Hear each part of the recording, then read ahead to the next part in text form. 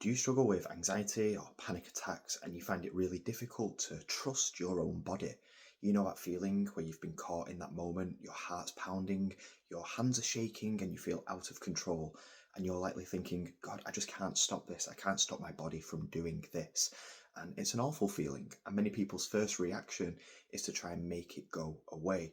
And we tense up, we try and maybe breathe a little bit slower than we normally would in an attempt to try and calm ourselves down. Unfortunately, for a lot of us, that doesn't work, and especially not in the long term, and it can actually make things worse. When we find ourselves experiencing these feelings of panic, our natural instinct is to try and control these symptoms because, understandably, they feel really dangerous and alarming and that something is wrong.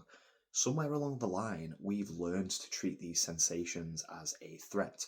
So when they show up, our response is to try and fix them or make them stop. However, a big part of anxiety and panic recovery is realizing that these symptoms aren't something that we need to fix at all. Every time we experience the feelings of panic and we try and stop or fix these sensations, we're reinforcing the idea that they're dangerous, and we're telling ourselves that this shaking and this fast heart rate is something that we need to fear or that we might not be able to cope.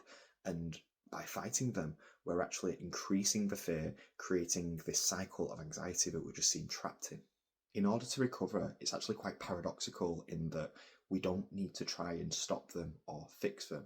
Instead of battling with these symptoms, try allowing them to happen without the resistance.